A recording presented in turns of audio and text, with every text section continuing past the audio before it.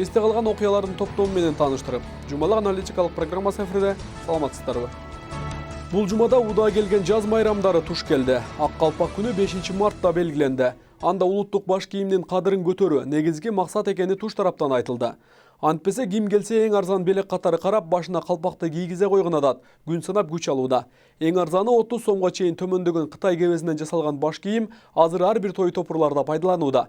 Мындай көрүнүштөр ак калпактын сапатын түшүрүп, баркын кетирүүдө. Ал ортодо 8 март аялдардын эл аралык күнү да ушул аптага туш болду. Жаз менен кирип келген кош майрамдар бул айдын башталыш экенин даңазалады. Ал эми жыл сайын көк чыкканда кошо жанданган саясат быйыл солгун. Депутаттардын болсо көтөрүп чыкчу демилгелеринин деми чыкпай калды. Мындан улам жогорку кеңештин айлык майналарын алып салып, бекер иштетүү керек деген ойлор да ортого салынууда. Бирок бюджетти жылына өлчөп берген парламент депутаттары буга макул боло бербейт. Ушул жума ичинде көтөрүлгөн көйгөйлөрдү даярдалган хроникадан көрсөңүздөр болот.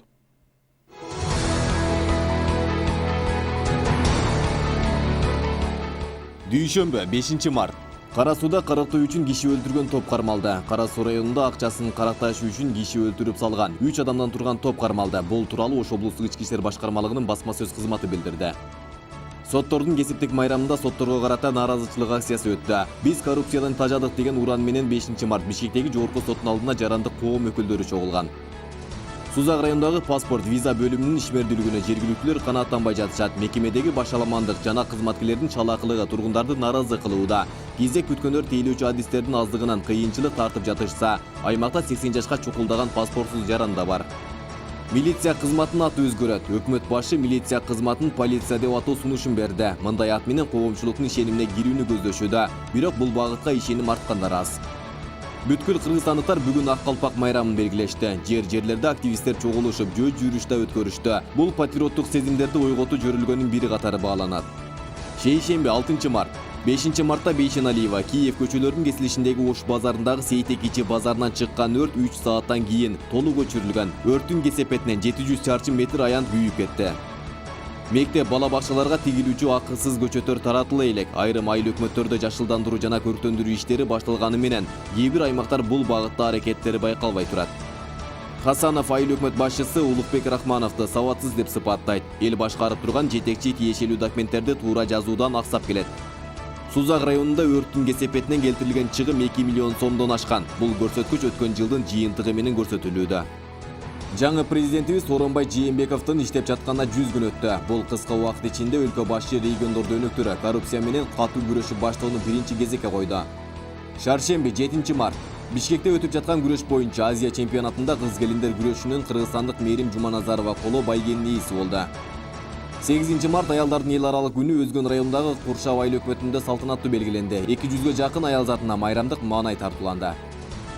Аймак болуп түптөлгөнүнө 10 жыл убакыт болсо да, анда учурга чейин таза суу, жол маселеси күчүндө. Ош шаарынын 222 кварталында жашаган эл шаар бийлигине кайрыла берип тажашкан.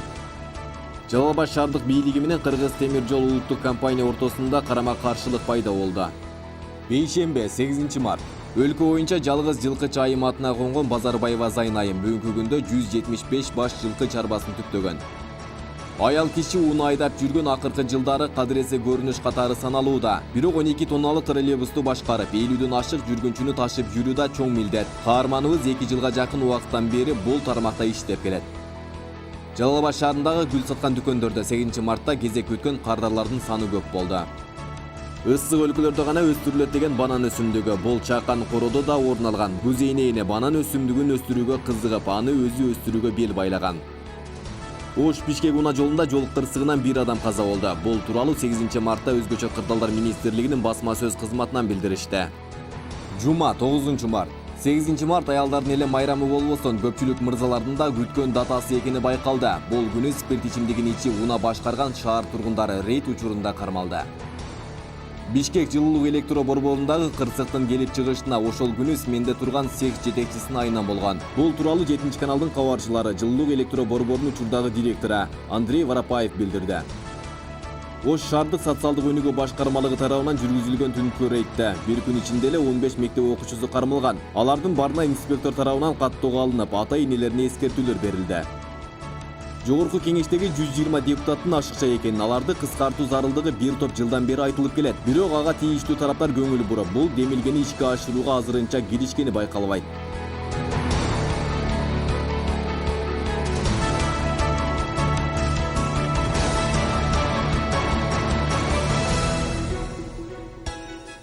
Өкмөт башчы милицияны полиция кылып өзгөртүү демилгесин көтөрүүдө. Ага ылайык Ички иштер министрлигинде жумушчу топ түзүлүп, ишке киргени кабарланды. Ички иштер органын полиция деп атагандан эмне өзгөрөт деген суроого жарытарлык жооп жок. Милицияны полиция деп атоо демилгеси мындан туура 20 жыл мурда 1998 жылда көтөрүлгөн. Өкмөттүн атайын токтомодо чыккан экен. Бирок эмнегедир мындан толук жыйынтык чыккан эмес. Эми полиция деген аталыш менен эле бул органдын кадыры көтөрүлүп, элге ишеними жогорулатып салууга мүмкүн эмес. Бул үчүн системалык күрөш жарыялоо керектигин ардагер аксакалдар айтышууда. Бирок Совет заманынан бери келаткан мамлекеттик органдарды түп тамырынан бери өзгөртүү үчүн бир топ каражат керек болот. КМШ өлкөлөрүнүн баарында ички иштер органдары полиция деп аталат. Мындай билдирүүлөрдү мурдагы чекистер айтып чыгышууда. Орусияда 2011 жылы милиция кызматынын аталышын андагы президент Дмитрий Медведевдин демилгеси менен полиция болуп өзгөртүлгөн. Бирок чыгашадан башка эч кандай маанилүү жакшылыкка жол ачкан эмес. Коомдук тартипти сактоо, кылмыштуулук, коррупция менен күрөшүү иштеринде эч кандай өзгөрүү болгон жок деп баалашкан талдоочулар. Эми дал ушул өзгөртүү кыргыз милициясынын да ишке ашуусу сунушталууда. Бирок бийлик башындагылар милиция жана бир топ күч органдарды өз амалын алдырып ирбөө үчүн гана пайдаланбоосу керек. Буга чейинки төңкөрүштөрдө дал ошол ИИМ кызматкерлери элден таякталып бир топ артка кеткен абийирин андан бетер түшүрүп алышкан эле. Аты өзгөртүлүп, заты эски ойдон калтырбоо үчүн бийлик башындагыларда адилеттүү мамилесин көрсөтүү керек болот. Күчкө салып каршылаштарын сындырууга же адилетсиздик менен алып барып бирөөнү каматуу сыяктуу заказдарды аткартпоого белдүү чиновниктер бел байлоосу зарыл. Азыр ИИМ тармагына болгон ишеништер аз. Акча менен амалга карап адилеттүүлүк четтейт деген түшүнүк эл арасында жашап калган. Бир эле милиция эмес, бардык күч түзүмдөрүндө тамырын жайган коррупция эң негизгилерден болуп, бул тармакка болгон ишеничтерди суздатууда. Аты өзгөрүүдөн милиция эмне табат? Кабарчыбыз сурамжылап көрдү. Өлкөдө милицияны полицияда өзгөртүү маселеси коомчулукта талкууну жаратууда. Атын өзгөртүп иш алып барууну кылмыштарды алдын алуу жана коопсуздук жыйынында өкмөт башы Сапар Исаков билдирген. Бул демилге Ички иштер министрлиги менен биргеликте ишке ашыруу пландалууда. Милиция бул Советтер Союзунан бери келе жаткан милитаристик авторитардык структура. Ал процесс менен статистикага багытталган. Ал эми полициянын милдети коомчулук менен иштешүү. Учурда биздин адистер башка өлкөлөрдүн тажрыйбасын изилдеп жатат. Учурда кыргыз милициясы 1994 жылда кабылданган мыйзам менен иштеп келүүдө. Анда сакчылардын милдеттери так даана көрсөтүлгөн. Ал эми өкмөт башчынын сунушу боюнча полиция болуп өзгөрүлсө, кандай иш менен алектенет тактала элек. Азырынча башка өлкөдө системалуу түрдө иштеп жаткан полиция кызматынан үлгү алып тажрыйбаларын үйрөнүү менен алек. Атайын эксперттик топ бул багытта башка ушул союздук мамлекеттерден полицияга өткөн мамлекеттердин кызматтык тажрыйбасын үйрөнүп жатат. Мен ойлойм, ушу биздин жетекчилик ошол полиция менен милициянын ортосунан оптималдуу болгон жакшы жактарын гана алып туруп, кыргыз милициясын ушу полицияга келечекте өткөрөт деп ойлойбуз. Бирок бул тармакта иштеп, эмгеги сиңип, кызматынын ийне жибине чейин калча билген ардагер милициялар атын өзгөртүүдөн мурда милициянын деңгээлин, социалдык абалын камсыздоо керектигин билдиришет. Аз маяны менен иштеген милиция менен полиция болуп олчогон талаптар коюлганы менен аны жеке социалдык жагдай менен шайкеш келбей жатканы айтылат. Реформа жасоодон мурда милиция кызматкерлеринин муктаждыктарын канааттандыруу керек деген негизде. Себеби бул жерде айлык маянасы да көтөрүлүш керек. Милициянын социалдык турмушу жактагы каралат. Анан милициялар дагы ошондо таза өтөт да. Эмне үчүн реформага өтүш керек? Себеби чет мамлекеттен келген меймандардын бардыгы аларда өздөрүндө коомдук тартип сактап жүргөн формачандардын адамдардын кийимдеринде же төш белгисинде полиция деген жазуу бар да. Анан биздин мамлекетке келгенде булар биздин полиция кайсы экенин дегенин билбей да калышы мүмкүн да. Ошондон милиция экенин билет, бирок ошо полиция десе буларга дагы жакыныраак көз караш болот да. Буларда да полиция бар экен. Значит, жүргөн жеринде, коомдук жерде жүрөбү, түнү жүрөбү, же бир командировкада жүрөбү, значит, ол кооптонбой жүрөт да. Аларда социалдык тармактарда жыртык патинке кийген милиция кызматкеринин сүрөтү жарыяланып, өкмөткө курчусундар жаай баштаган. Реформаны мында кой, социалдык абалы менен баш ооруткан кызматкерлер полициянын ишин жөндөп кетүүсүнө шектенишүүдө. Ички иштер тармагында реформаны ишке ашырууну коомчулук каалап турат, бирок аракеттер көрүлүп, каражат жагы чечилгени менен аягы алгылыктуу натыйжа бербей жатканы буга чейинки практика көрсөткөн. Ал эми сунушталган концепцияны алмашуу жолун ишке ашырууда коомчулук тарабынан колдоону күтүшүүдө. Бирок электорат учурдагы милицияны полицияда өзгөртүүнү колдоп алгандар аз. Атты өзгөртө бергенден эле бир өзгөрүү болбойт да. Мен жеке пикир, мында атты өзгөрткөн саң ар бир жолу кайрадан ошону тиги бланкаларды полный кайра жасап чыгыш керек, печать жасаш керек, баары жоон кайра жасап чыгышка туура келет. Ошон үчүн менин оюмча, ошо мурдагы эле биз өзүбүз көнгөн эле ошо мурдагысына азыр кайтканы кайра жакшы болду. Ушундай эле азыр мына коопсуздук баягы экономикалык коопсуздук эле полный эле ошону бүт милицияга бериш керек. Кызматтын атын өзгөртүү менен масли чечүүгө болбосун айтылууда. Реформаны майда бирок маанилүү нерседен баштоо зарылдыгы бар дешет. Анда милициянын жан дүйнөсүн өзгөртүп, аларга болгон коомчулуктун терс пикирлерин арылганда гана ишенимдүү кызмат пайда болору белгиленет. Агалай кызыл шапке чендирген кадрдык талаптар менен тыкыр көзөмөлгө алуу жагдайы бар. Анткени аты өзгөрүп, заты калган кызматтардан реформаны күтүү мүмкүн эмес. Атын өзгөрткөндө ошол зат ошол иштеп атпайбы? Кадрларды өзгөртүш керек. Кадрлардын ички сезимдерин өзгөртүш керек. Эл ушул мамлекетке патриот адамдарды табыш керек. Жаштарды алып келиш керек. Ошо илгерки 55-60га чыгып калган милициялар иштешип атат. Көрүп атасыңар го. Өзгөрүш ошон үчүн болбой атат да. Милиция өзгөрсө айырмаланып, полиция кызматы эмне жумуш аткарары дагы түшүндүрүлүп кетти. Бирок реформа десе коомчулук капчыкка зыян алып келчү жагдайды элестетип калышкан. Анткени буга чейинки көрсөтүлгөн реформалык жагдайлар миллиондогон сумма менен сарталып артка кайтканы белгилүү. Эми бир канча жылдан бери эле ошол милиция органында реформалар жүрүп келатат да. Мисалы, ушундай эле өзгөрүүлөр ГАИ тарабынан болду, ППС болуп, ППМ болду. Өзгөрүү болгон жок да. Ошол эле жыйынтыгын берген жок. Өкмөт башчы буга чейинки милиция коомчулуктун ишенимин артка кайтарганын кошумчалаган, бирок коомчулукта аталыш менен реформа издөөнүн зарылчылыгы жок деп эсептешет. Кызматтын затына реформа жасалбаса, коррупциялашкан схемаларда чынжырланган мыйзам бузууларга кызыл шапкечендер аралашып, тамыр жайып кете берерин эске салышат. Укук коргоо органдарына жакшы эле мыйзамдык мүмкүнчүлүктөр берилген, ыйгарым укуктары дагы алардыкы мыйзамдын чегинде бир топ эле. Бирок ошого карабастан буларда биринчиден жанагы айткандай кадрдык потенциалдан аксап атышат. Экинчиден бизде баягы эле гендерди кескен коррупция көйгөйү. Ошолор бул кызматтын дагы аброюна шек келтирип атат. Албетте эми 5 кол бирдей эмес. Бул ички иштер органдарында дагы татыктуу, профессионал, таза инсандар көп. Бирок алардын арасынан дагы чыгып атат ар кандайы. Ошол жерге туура эмес барып калгандары. Мына ошолор бул органдын аброюна шек келтирип, эл арасында кадыр баркын түшүрүп атат.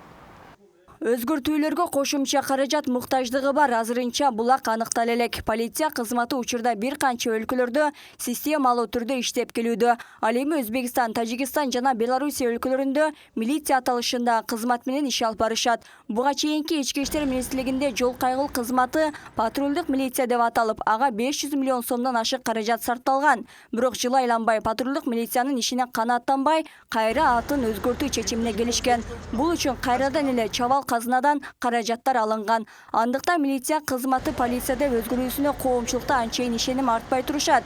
Анткени атын өзгөрүлүп жарып чыккан кызматтар жок эсе. Гүлшейир Талантбек кызы, Аскар Маматисаков, 7 канал, Ош шаары, жумалык үчүн. 6-чы чакырылышка шайланып келген депутаттардын айла амалдары туш тараптан кетүүдө. Буга чейин кылмыш кылгандыгы үчүн соттон жазалып, кээ бирлери мандаттарын тапшырып берүүдө. Кайбирлери өздөрү сыртка чыга качып жүрүшөт.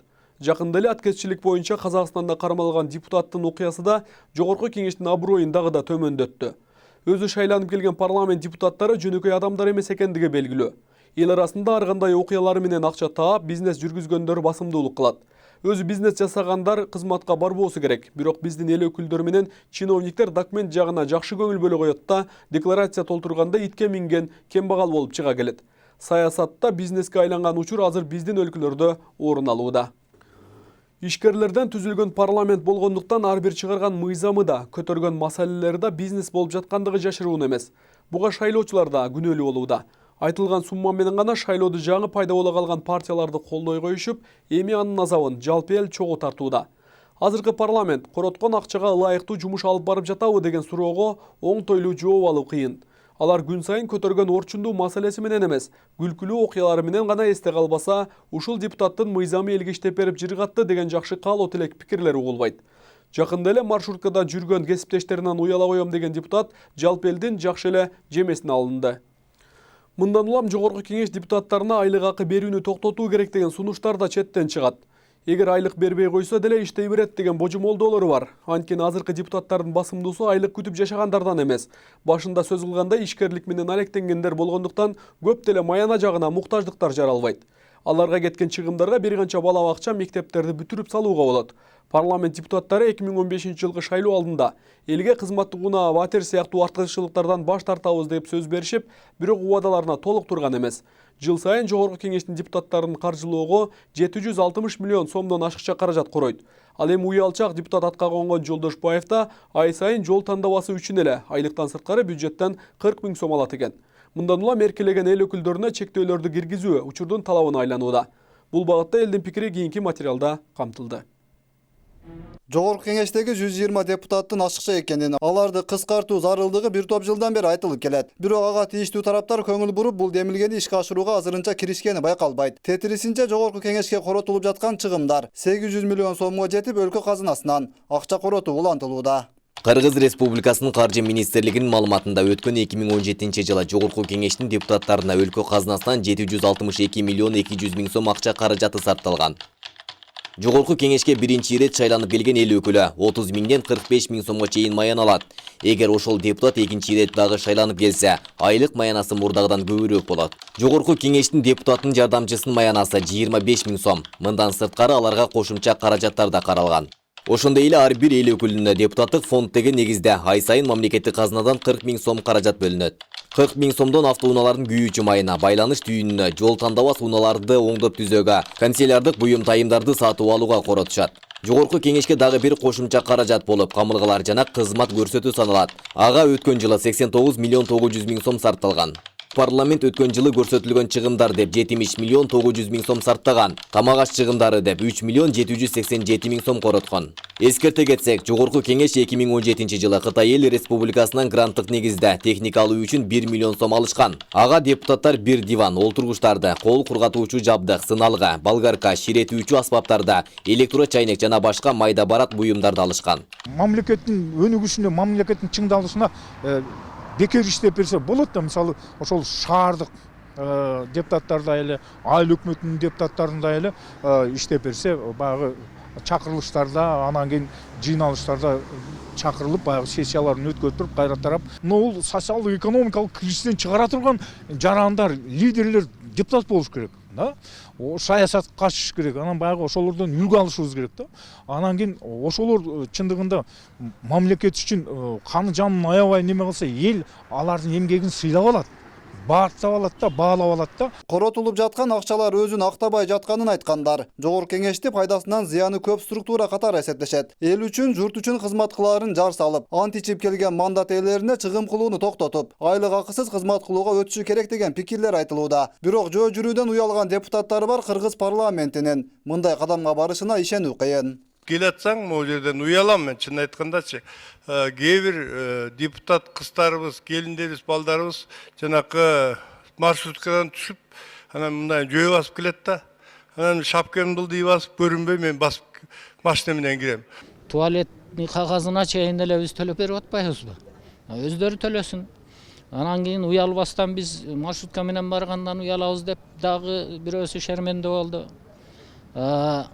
Мисалы үчүн, мынау чет өлкөдө, Швецияда королу деле, депутаты деле велосипед менен эле жумушка барып, же болбосо жөө барып, жөө келип эле жүрөт, өлгөн жок. Ошолор өсүп, өнүгүп атат. Анан элге күйгөн чиновник болуш керек. Ошо кызматка эле манчыркап жүрө берген эмес, элдин кызматын аткарып, элге бир пайдалуу нерсе кыла турган, ошону ойлонгон, ошого аракеттенген чиновник болмоюнча, биз кыскартсак деле эме болбой коюшу мүмкүн. Таасир. Мыйзам чыгарууну окуп, үйрөнүп келген бир 20 депутат болсо, ага бир 40 депутатты кошсун, баягы айылдын мүдөлөрүн, шаардын мүдөлөрүн жеткире турган илгеркидей наказ алып келген депутаттар анан киргизиш керек ошол жерге. Ал жерге талдап туруп анан кийин 60 эме бүт бар жогун тейлей турган эмеге жеткириш керек. Бул жогорку кеңеш боюнча. Эми мына министрликтерге барсаң деле баягы квалификациясы төмөн кишилер отурганына күбө болосуң да. Мына жакында эле бир министрликке кирдим. Ошого киргенге пропуск алыш мындай проблема кылып алышкан да. Сиз мононча да келиңиз дейт. Эмне үчүн мен эмнече да келишим керек? Биз ошондо бошойбуз дейт. Сен аерге иш чечкени барган кишини кармабашың керек да. Шуга окшогон жанагы окшогон квалификациясы төмөн кызматкерлерди жок кылыш керек дагы. Ошол жерге барган, жумуш чечем деп барган кишинин жумушун чечкенге жардам берген, тез оперативный чечип берген эмелер болсо, андан кийин биздин ишибиз оңолот. Азыр өзүнүн ошол жерин басып отуруп эле маселе чечпей, бай элдерди атышып айтып, утуру жадаганы анан кийин кээде бир нерсе бергенге түрткү кылгандар да бар да, эми баары деп айтпайм, бирок бар ошондойлорчу. Өтө көп расход болот ушул жогорку кеңешке. Ушу жогорку кеңешке минеги булар жан уруп 1000ден 2000ден акча берип барат. Ошол бизнесин жакшыртыш үчүн барып атат. Элди ойлоп барган 30% эле адам бар. Мен ойлойм ушинтип. Ооба жакшы депутаттар бар, эл үчүн булган кызмат кылып аткандар. Ошон үчүн же кыскартыш керек. Же болбосо вообще бул башка шартын ойлоп чыгыш керек да. Мына айылдык депутаттар, жүрөт байкуштар бир тиын эме кылбайт. Айлыгы жок, башкасы жок. Мына ошолор айылга колунан келген бир пайданы алып келип атат ошолор. Мына ошолор да көйгөйдүн баары. Алар барып айырке айта албайт, алар кабыл албайт. Мына ушундай нерселерди көп көрөм неме. Негизи ушул мен оюм. Кыскартыш керек, жол болсом карашты. Аларга зачем баягы служебный машина берип? Коомдук транспорт менен жүрүп элдин көйгөйүн көрүш керек. Ар бир үз кандай. Мына эртең менен 8де шашылып келишет, тыгылып мына булар. Мына келип алып эртең менен мен 8де келсем ушулар ушул жерде шыпырып жүрөт. Ушулар 5000 айлык алат. 3000 алат. Туурабы? Булар кечке пайда келтирип атат ошол жерде. Иш кылып атат. Эте 5000 алат. Биздин депутаттар канча алат билесиңер жогорку кеңеш? Жогорку кеңеш менен гана чектелбестен өкмөттүн бардык бутактарын кыскартуу зарылдыгы айтылат. Анткени бири-бирин кайталаган структуралар саны көп, бирок сапаты жок чиновниктердин айынан өлкө өнүгө албай жатканы кошумчаланат. Кээ бир тармактар бар, азайтыш керек, кээ бир тармактар бар, наоборот кошуш керек деген жерлер бар. Кээ бир мисалы үчүн азыркы учурдагы тазалык ишканаларын кайра кошуш керек. Мисалы үчүн электро тармагын кайра чыңдап иштеш керек. Орган тармактарындагыны азайса дагы жакшы болмок. Мамлекеттин каражатына күн көрүп жаткан чиновниктер өздөрү да өлкө үчүн ашыкча чыгым кылып жатканын туура түшүнүп, бул көрүнүшкө жол бербөөгө аракет көрүшү абзел. Кымбат баалуу унаалар, аларга коротулуп жаткан күйүүчү май, кызмат сапарлары деген негизде чет өлкөлөргө саякаттарды токтотуу керек. Башка мамлекеттерде болсо чыгымды азайтуу үчүн кызматтык унаалардан баш тартып, жөө жүргөн чиновниктердин саны күн санап өсүүдө. Ал эмес коңшу өлкөлөр да бул ыкманы колдонуп баштаган. 5 минут. Поэтому, конечно, ходить надо больше. Норму я Бүгүнкү күндө парламенттеги же болбосо мамлекеттик чиновниктердин эмгек акыларын, минип жүргөн машиналарын, кызматтык машиналарын, анан кызматтык кабинеттерин жабдылышы эле баягы бүгүнкү күндөгү баягы Кыргызстандын экономикасына төп келбей турган бир ушундуктай бир немелерди, эсеп кысаптарды жаратып коюп атпайбы? Бул келип туруп эл менен бийликтин ортосундагы чоң ажырым бар экендигин, же болбосо бийликке келгендердин баардыгы эле баягы талап тонообу мамлекетти, же болбосо мамлекетке пайда келтирүүнүн ордуна бүгүнкү күндө кайра тескерисинче мисалы ошол единствосуна чейин, же болбосо бирдигине чейин салып берип атпайбы телефонуна чейин.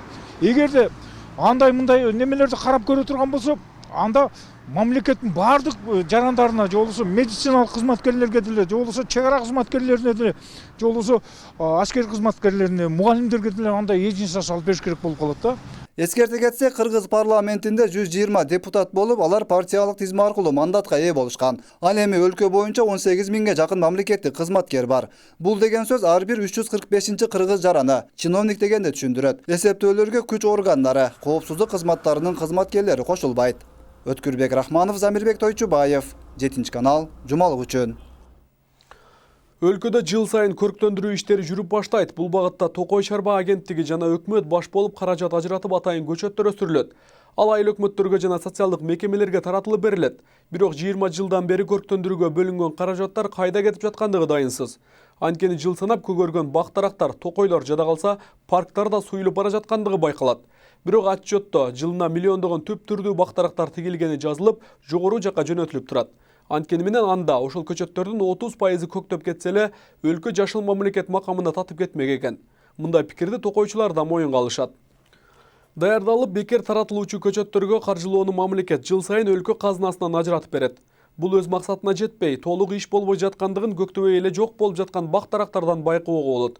Жаз келгенде гана жашылдандыруу иши жүргөн болуп көрүнгөн көз боемочулук качан токтойт, азырынча белгисиз. Өлкө өз алдынча башкаруу системасын тандап алганы менен отчет берүү жагынан СССРда аңтарып түшкөн жалган эсеп токтой элек. Бул жергиликтүү бийликтен тарта жогорку аткаруучуларга чейин белгилүү болуп эле келүүдө. Мисалга, бул жазда Жалал Абад областынын аймагына Кыргыз Республикасынын өкмөтүнө караштуу курчап турган чөйрөнү коргоо жана Токой Чарба мамлекеттик агенттиги менен биргеликте 514 000 көчөт отургузулмакчы. Бул айлана чөйрөнүн санитардык абалын жакшыртуу, калкты конуштарды архитектуралык талаптарга ылайыктуу көрктөндүрүү жана жашылдандыруу боюнча жарыяндын 3 айлыгынын алкагында жүрмөкчү. Багбандар болсо ар бир көчөт эгер туура эгилсе көктөй тургандыгын билдиришүүдө. Буга тыкыр көзөмөл керектигин эске салышууда. Көрктөндүрүү иштери кандай жүрүүдө? Кабарчыбыз кызыгып көрдү. Мектеп балабакчаларга тигилчү акысыз көчөттөр таратыла элек. Айрым айыл өкмөттөрдө жашылдандыруу жана көрктөндүрүү иштери башталганы менен кээ бир аймактарда бул багытта аракеттер байкалбай турат. Социалдык мекемелерге тиешелүү жер тилкелерге көчөттөр олтургузулганы менен ал өз убагында багбанчылык кароодон өтпөйт. Натыйжада эгилген көчөттөр көп өтпөй куурап калууда. Көчөлөрдө эгилип турган бак-дарактарга маани берүү керек. Антпесе гүлдөп турган дарактардын бутоо менен шаардын көркүн ого бетер начарлантышууда.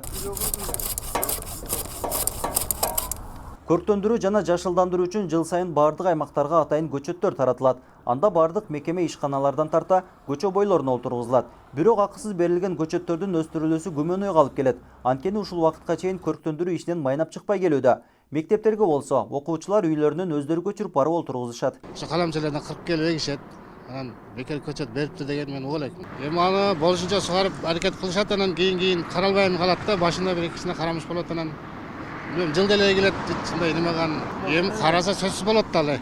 Караса бир эле көчөт эмес, бардык нерсени караса болот. Көчөттү караса бир жыл жакшылап караш керек, түйүн жумшатыш керек.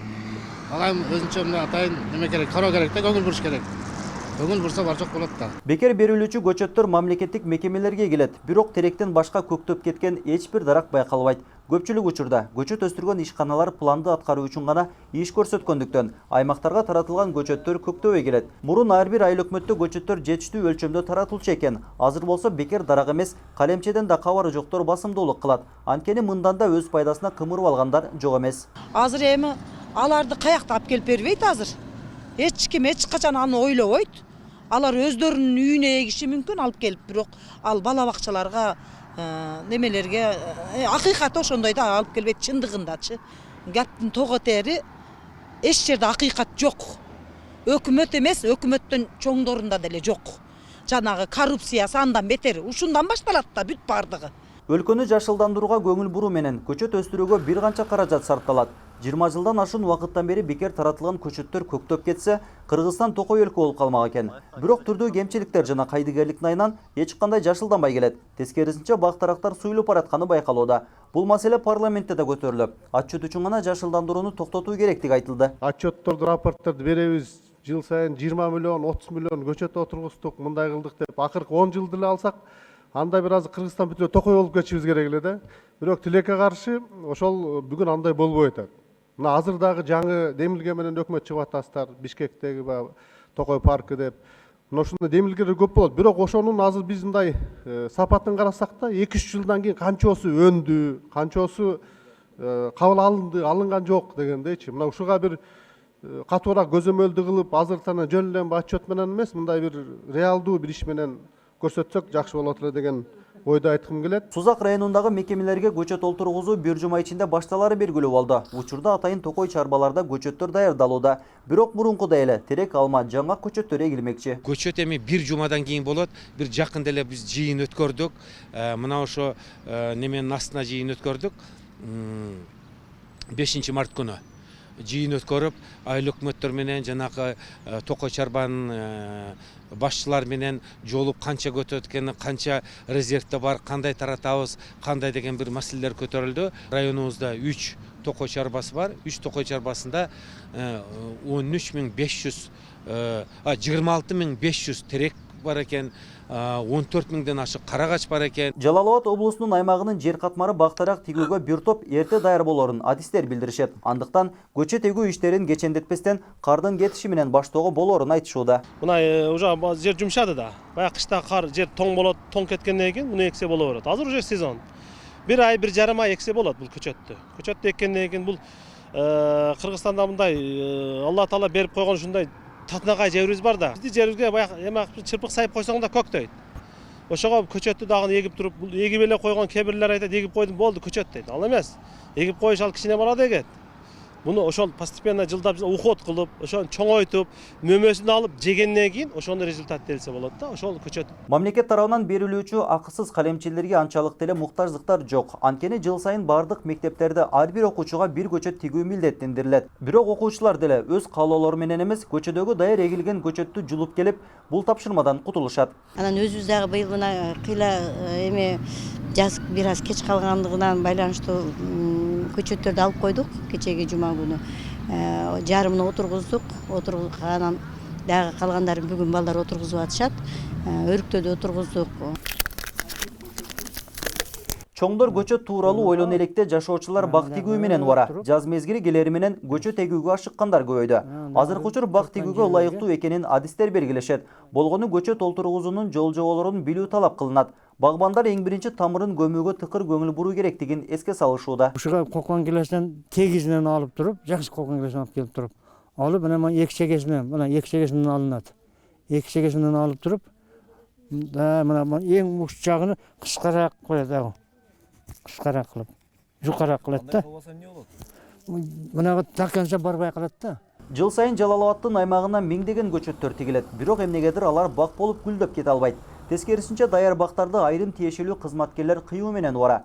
Кыргызстандын жерине бир гана алма жаңгак эмес, эмнени эксең мөмөсүн берет. Ага далил, ысык өлкөлөрдө гана бышат делген кадимки бананды Сузак районундагы Бегабад айылына эле өстүрүшкөн. Жакында көчөттү көбөйтүп, жергиликтүү базарга банан катары сатыкка чыгаруу аракетин көрүшүүдө. Муну көрүп, кантип эле көчөгө эгилген кадимки теректер көктөбөй жатат деген ой жаралат. Сууну канчалык көп берсең, ошончолук жалбырагы көтөрүлүп, жалбырагы көбөйөт. Ана мына терек менен барабар эле өсүп кетет. Бийиктиги ошондой болот. Анан алганда бул жерде майда-майда болуп калат экен. Ондой чоң банандардай болбойт. Пышканда дагы кээде успеть этип калат экен, кээде успеть этпей калат экен. Жалал Абад облусуна ушул жазда 514 000 көчөт олтургузуу иштери колго алынары кабарланууда. Бирок бул да ачуу жүзүндө иш кашаары белгилүү. Анткени мындай аракеттер жыл сайын болгону менен анын көктөөсүнө көзөмөл кылган эч ким жок. Тоолордо өсүп турган жабайы көчөттөрдү эле эге салып иш планды толтурбастан, чет өлкөлөрдө мөмө берчү көчөт тамырларын тартуу учурдун талабы. Антпесе Жалал Абадтын көчөлөрүндө көзгө көрүнөр арча менен теректен башка эч нерсе калган жок. Дамир Кубанычбеков, Замирбек Тойчубаев, 7 канал, жумалык үчүн. Сиздер бир жума ичинде болуп өткөн окуялардын орчундууларына ортоктош болдуңуздар. Ушул жана башка маалыматтардын топтомун 7 каналдан күзөтүп туруңуздар. Студияда мен Рамиз Каимов болдум. Кийинки аптадагы жаңылыктар менен жүз көрүшкөнчө аман туруңуздар.